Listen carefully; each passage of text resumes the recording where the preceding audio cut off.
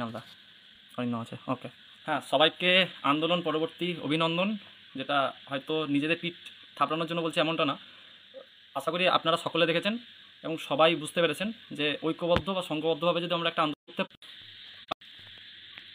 হ্যাঁ, যদি আমরা একটা ঐক্যবদ্ধ বা একটা সংগঠিত আন্দোলন করতে পারি, তাহলে আমরা যে কী প্রভাব গড়ে তুলতে পারি কলকাতার বুকে, সেটা আশা করি আপনারা বুঝতে পারছেন, মানে গত দিনে দেখেছেন। তো আজকে লাইভের কারণটা হচ্ছে মূলত যে কারণে আসা, যে এই যে আমরা এত বড় একটা আন্দোলন করলাম, এত কিছু করলাম, করার পরে দিনের শেষে আমরা মানে কী পেলাম বা আমরা কতটা প্রভাব ফেলতে পারলাম, এই বিষয়গুলো আপনাদের কাছে তুলে ধরার জন্যই লাইভের মূলত ইস্যুটাই হচ্ছে এটা। এবং পরবর্তী আমরা কি করব সেই বিষয়টাও আশা করি আপনাদের কাছে তুলে ধরা উচিত। সেজন্যই আজকের এই লাইভ। কারণ অত বড় ভিড় আমরা যখন একসাথে এসেছি, তারপর আমরা ছত্রভঙ্গ হয়ে যাই, একে অপরের দিকে যে যেমন পেরেছি শেষে বাড়ি এসেছি, সবারই সাথে যে শেষ মুহূর্তে যে আমরা কথা বলতে পেরেছি এমনটা হয়নি। তো একটা জনসংযোগ বলুন বা আমাদের সবারই সাথে একটা কমিউনিকেশন গ্যাপ যেটা বলুন সেটা রয়েছে, তো সেই জায়গাটা কাটানোর জন্য এই লাইভে আসা। এবার বিষয়টা হচ্ছে যে আমাদের যখন আন্দোলন শুরু হওয়ার পরে আমরা কয়েকটা বিষয় সমস্যা দেখি, যেটা আমার নজরে পড়েছিল। যে এত বড় ভিড়, সবাই নামছি মেট্রো থেকে, একটা দিশাহীনভাবে যাচ্ছি, কিন্তু একটা কমিউনিকেশন গ্যাপ, কি করব কি করব না, কি হবে কি হবে না, এই জায়গাগুলো আমার নিজের মনে হয়েছে যে সেই দিন আমাদের একটা প্রভাব ফেলেছিল। এবং যে কারণে পুলিশ যখন আমাদেরকে ছত্রভঙ্গ প্রথমে করতে খানিকটা সুবিধা হয় এবং বৃষ্টিটা চলে আসে, তারপরেতে আমরা কিছুটা ছড়িয়ে যাই বা সেই জায়গাটায় আমাদের কী করা উচিত কী করা উচিত না, এই জায়গাটায় কিছুটা আমাদের সমস্যার তৈরি হয়।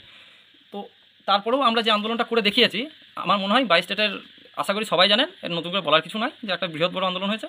কিন্তু আসল যে জায়গাটা আমি জানতে চাইছি বা আপনাদের কাছে তুলে ধরতে চাইছি যে ইস্যুটা, সেটা হচ্ছে যে আন্দোলনের প্রভাব আমরা কতটা ফেললাম। দেখুন, প্রভাব পড়েছে, তার জন্য অনেক রাজনৈতিক ব্যক্তিত্ব, আমি কারোর নাম নিতে চাইছি না, তারা আমাদের আন্দোলন সম্পর্কে অনেক মন্তব্য বা তাদের কমেন্ট বা তাদের ভিউ জানিয়েছেন, যেটা অনেকটাই সদার্থক এবং আমরা মানে কৃতজ্ঞ যে তারা তাদের ভিউ দিয়েছেন।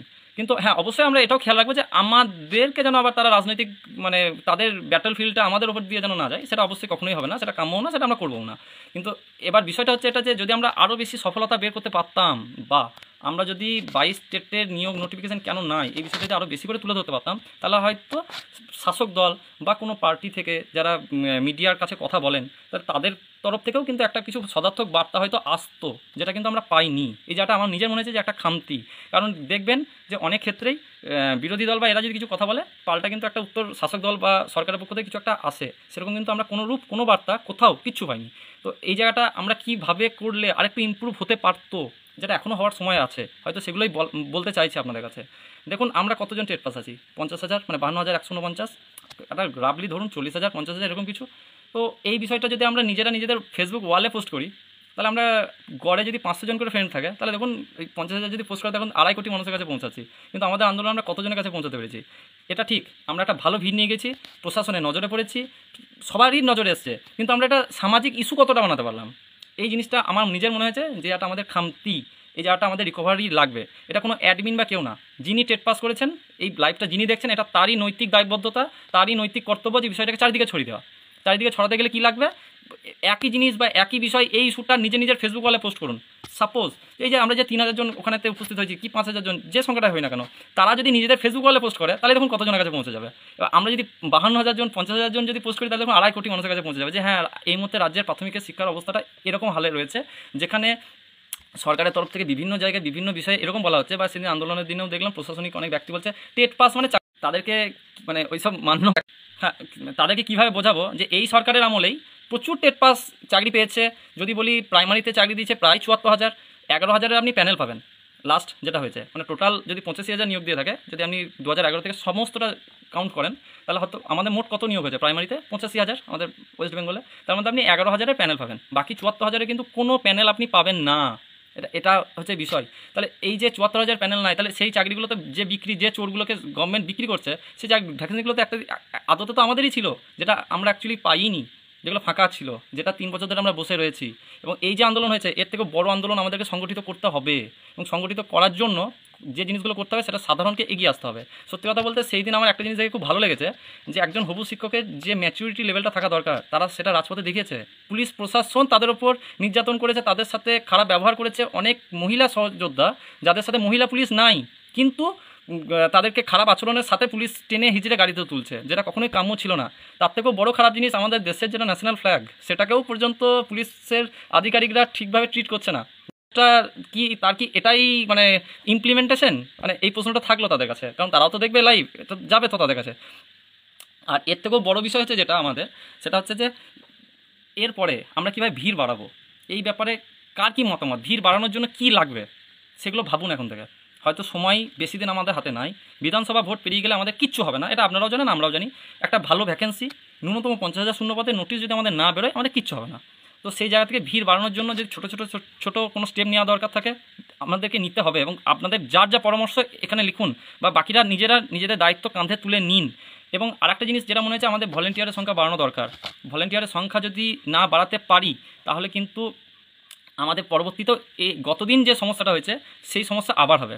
তো সেই জায়গা থেকেই বলার যে, আগের দিন যেটা লাইভে শিয়ালদা থেকে বলেছিলাম যে এই দিনকে 3,000 এসছি, পরের দিন 30,000 আসবো। তো সেই 30,000-এর জন্য যেটা লাগবে সেটা আমাদের করতে হবে, এবং যে যেখানে থাকবে এটা প্রত্যেকের দায়িত্ব ভিড় কীভাবে বাড়াতে হবে সেটা দেখার।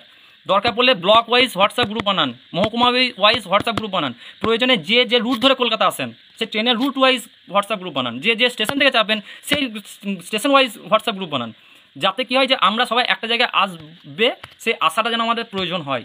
এই জায়গাগুলো আমাদের লাগবে, না লাগলে আমরা পারবো না।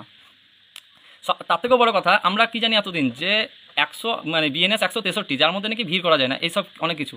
তো পুলিশ প্রশাসনের অবস্থাটা এমনই, সেই দিনকে দেখছিলাম যে তার বাইরে বসে থাকলেও পুলিশ প্রশাসন তাড়াচ্ছে।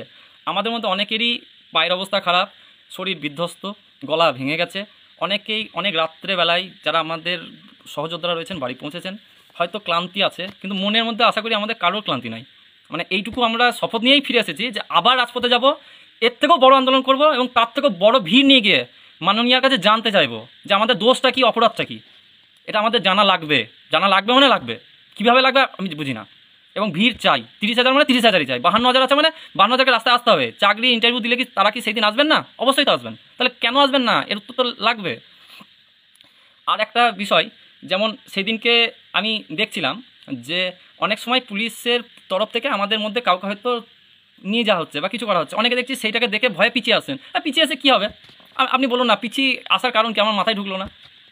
অন্তত মানে 70% পিছিয়ে আসছিলেন, পিছিয়ে আসার কারণ কি? পিছিয়ে এসে কী সুবিধা? আরে কতজনকে ধরবে? ধরুক না 3,000 জন, হ্যাঁ 3,000 জন জেলে যাবো, চলেন কী হবে? 5,000 জন জেলে যাবো, কী হবে? 30,000 জনের পরের বার নামবো, 30,000 জন জেলে যাবো। কোন জেল আছে পশ্চিমবঙ্গে যে 30,000 জনকে নিয়ে ভরে রাখবে? এটা তো বোঝার আছে না।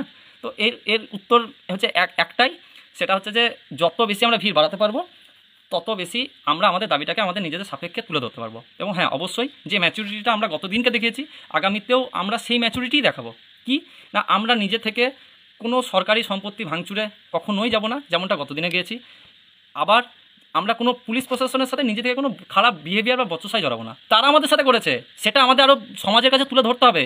একজন মহিলা সহযোদ্ধা তার সাথে খারাপ আচরণ করছে, একজন ভারতের জাতীয় পতাকা নিয়ে দাঁড়িয়ে আছে, তার সাথে খারাপ আচরণ করছে। মানে আমরা বাস করি কোন দেশে, যে দেশের একজন পুলিশ প্রশাসনের ব্যক্তি এইরকমভাবে ট্রিট করে, তাহলে সাধারণ মানুষের কথা ছাড়ুন। মানে ওখানে অত বড় ভিড়, তার সামনে যদি পুলিশ প্রশাসনের বিষয়টা এরকম হয়, তাহলে মানে সাধারণ মানুষ যারা খেটে খায়, রাস্তাঘাটে ঘুরে বেড়ায়, তাদের অবস্থাটা কী করে? এটা তো উত্তর লাগবে। আর কিছু কিছু বিষয়, যেমন যারা উত্তরবঙ্গ থেকে আসছে, বা যারা পুরুলিয়া থেকে আসছে, বা যারা দূরের জেলা, কাইন্ডলি সেই জেলার যদি কেউ না আসেন, তাদেরকে ফিনান্সিয়াল হেল্প করুন। কারণ ফিনান্সিয়াল হেল্প না করলে অসুবিধা। কেন অসুবিধা? কারণ একটা বড় অংশের খরচ আছে তাদের। তো এটা এমন নয় যে কোনো গ্রুপে জানানো বা গ্রুপ ওয়াইজ হওয়া বিষয়টা, সেটা না। অ্যাটলিস্ট হেল্প করুন, তাহলে সুবিধা হয়। কারণ কি, ভালো টাকা খরচা। আর আবারও আমরা পরবর্তীকালে রাস্তায় নামবো, তো যারা দূরের তাদের কাছে অনুরোধ যে এখন থেকে পয়সা জমাতে লাগুন। কারণ আমরা তো সবাই বেকার, আমরা তো চাইলে যে সঙ্গে সঙ্গে যে পয়সা পেয়ে যাবো এমন তো নয়। তো সেই জায়গাগুলো মানে এখন থেকে একটু জমাতে যদি শুরু করি, আশা করি আমরা এর পরবর্তী যখন আমরা পদক্ষেপ গ্রহণ করব বা আবার নামবো, তখন কিন্তু আমরা সেই জায়গাটা আমাদের রিকভারি হবে। তো এটাই বলার ছিল, মূল কয়েকটা বিষয়, যে সবাইকে অভিনন্দন আন্দোলনের। দ্বিতীয়ত হচ্ছে যে আমাদের সাথে যে খারাপ আচরণগুলো হচ্ছে, যে আমাদের যে বিষয়টা, সেটাকে সামাজিক দাবি হিসাবে তুলে ধরা উচিত। এবং সেটার জন্য প্রত্যেকে নিজের ফেসবুকে পোস্ট করুন। আপনার ফেসবুক ওয়ালে যে কজন ফ্রেন্ড আছে তারা তো দেখবে। আমরা 52,000 আছি, 52,000 যদি ওটা পোস্ট করি 2.5 কোটি মানুষের কাছে পৌঁছাবো। আমরা কিন্তু সামাজিক ইস্যু বানাতে পারিনি। আমরা গেছি, নিউজে কিছু হেডলাইন হয়েছে একদিনের জন্য, কিছুক্ষণের জন্য, কিছু ঘন্টার জন্য, কিন্তু পরবর্তীকালে আমরা দেখুন আবার ওই সেইগুলোই জাস্ট কিছু ঘুরে বেড়াবে, 2-4 দিন হয়তো ঘুরবে, সে আবার ব্যাস ওই আমাদেরই চেনা পরিচিত মুখগুলো ওই হোয়াটসঅ্যাপ ফেসবুক গ্রুপগুলোতেই, কিন্তু সামাজিকভাবে ওটা ভাইরাল হচ্ছে না, সামাজিকভাবে ওটা ঘুরছে না, সেগুলোকে ছড়িয়ে দিন। এটা যদি না ছড়াতে পারেন তাহলে জানবেন আমাদের আন্দোলনের পরিপূর্ণতা লাভ পাচ্ছে না। পরিপূর্ণতা তখনই পাবে যখন আপনি সমাজের প্রতিটা আঙ্গিকে ওটা পৌঁছাতে পারবেন, তার আগে কিন্তু কখনোই ওটা পসিবল না। তো এটাই বলার, যে সমস্ত মহিলা সহযোদ্ধারা এই আন্দোলনে কিন্তু অনেকে খুব মানে সক্রিয়ভাবে অংশ নিয়েছেন, তো তাদেরকে স্যালুট, যে তারাও অনেকটা ভয় ভীতিকে কাটিয়ে যে আন্দোলনে এসছেন, এটাও একটা ভালো দিক আমাদের আন্দোলনের। এবং এটাও ঘটনা যে অনেকে আছে যারা পুলিশের গাড়িতে চাপতে কোনো ভয়ও পায়নি, কোনো দ্বিধাগ্রস্ত হয়নি, কিছু না, একদম ডাটসে। তো এই জিনিসটা যথেষ্ট অ্যাপ্রিসিয়েটেবল। তো এটাই বলার, এর বেশি আর কিছু বলার নাই, দীর্ঘায়িত করবো না। কারো যদি কিছু কোয়েশ্চেন থাকে করতে পারেন, তো এটাই, কারো যদি কিছু কোয়েশ্চেন থাকে করতে পারেন।